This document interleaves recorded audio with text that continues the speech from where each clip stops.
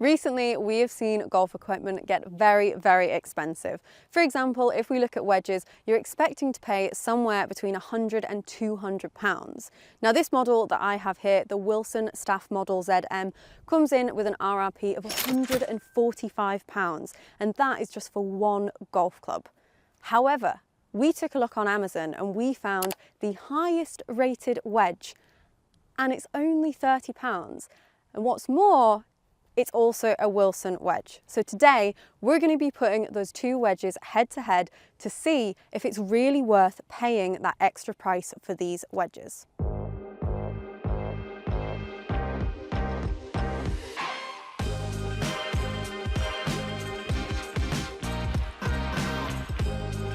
All right, let's take a look. Very premium Amazon packaging here. All right, for a moment there, I thought that the red was actually part of the golf club, so I'm quite happy that that is not part of the golf club.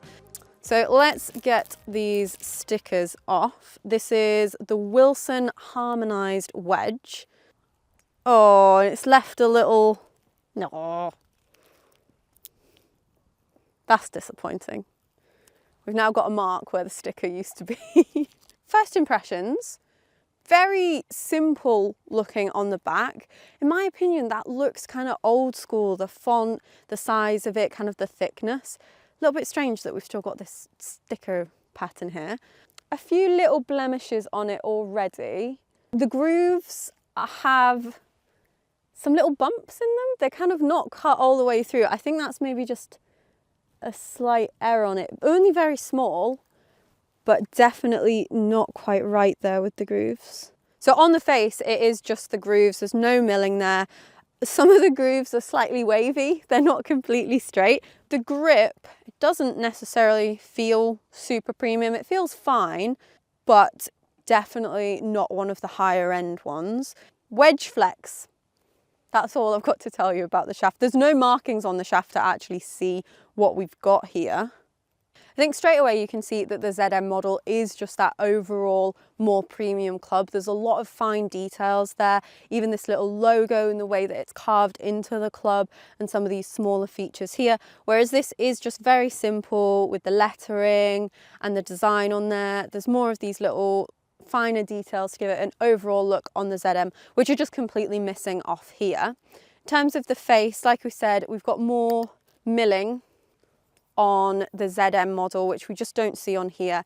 And as you'd expect with this one, the grooves are perfect there. There's no blemishes, no small bumps, everything is a perfect line across, whereas we can definitely see that's not quite the case for the £30 one. It's got both wedges and a 56 degree here. I'm just going to play a few different types of shots around this green. We're going to try find out if the £145 wedge is really worth that much more than the £30 one.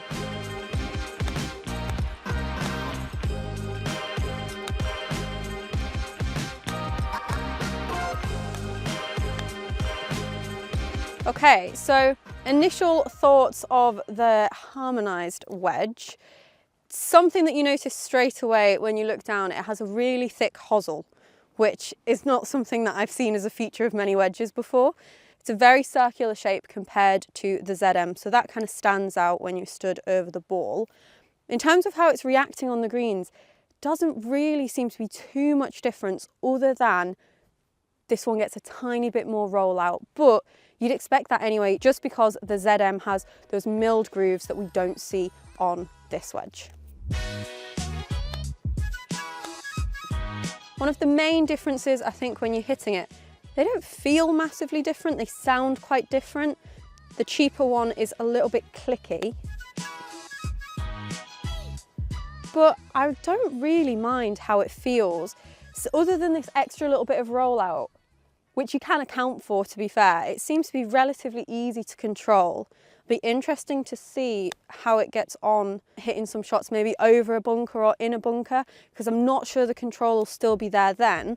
But for these nice simple shots around the green, I quite like this wedge. Increasing the difficulty with the shot a little bit now. I'm just interested to see how that makes a difference.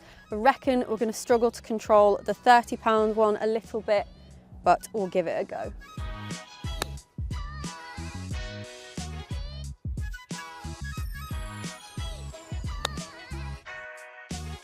Oh, that was close.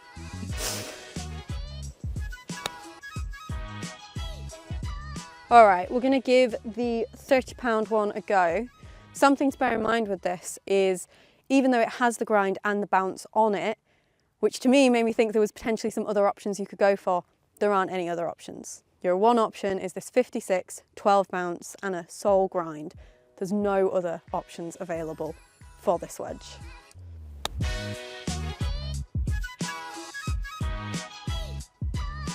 To be fair, that one landed a little short, but it's not bad. It tries to check up, but it doesn't. It has that like initial grab that it tries, and then it just kind of keeps rolling further than you want it to each time. But it's a lot more controlled and a lot more workable than say like a wedge that you would get in like a beginner set or like a package set or something that's normally quite cheap.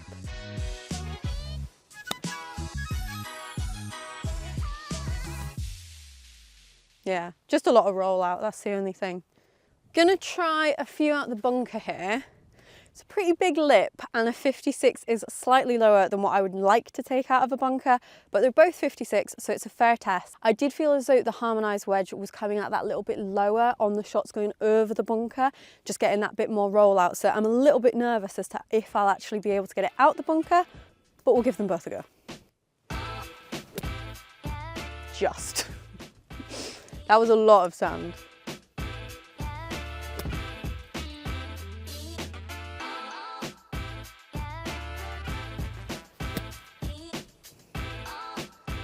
Okay, 3 out with the £145 one. Let's see what we can do with the £30 one. I can't say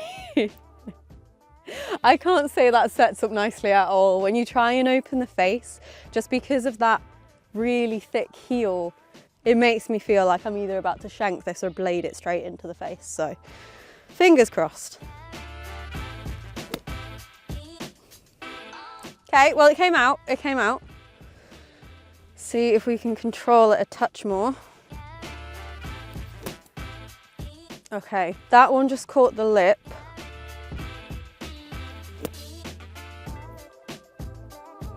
That one was all right. Maybe just not quite the same levels of consistency there. Just moving on to some longer pitch shots now. Kind of just want to see if there's a massive difference in terms of the feel when we get onto these longer shots, and also if there's a difference there in the performance if you slightly misstrike it. We're opening up the door for a little bit more room for error here, so we'll see if a bigger difference comes up.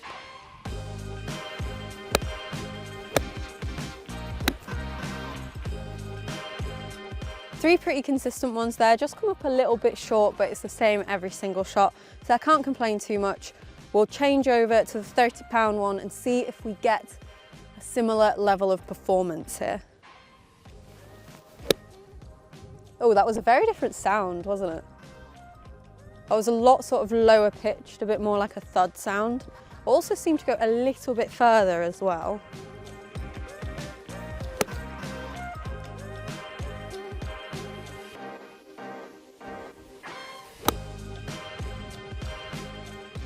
I mean, I'd say the ball flight is pretty consistent. The distance is very consistent as well. So very happy with that. Quite a big difference in the sound on those longer shots. These are a little bit more thuddy, a little bit lower pitched, and they also don't feel quite as soft as the ZM. But in terms of the performance, I'm actually really impressed with this wedge here.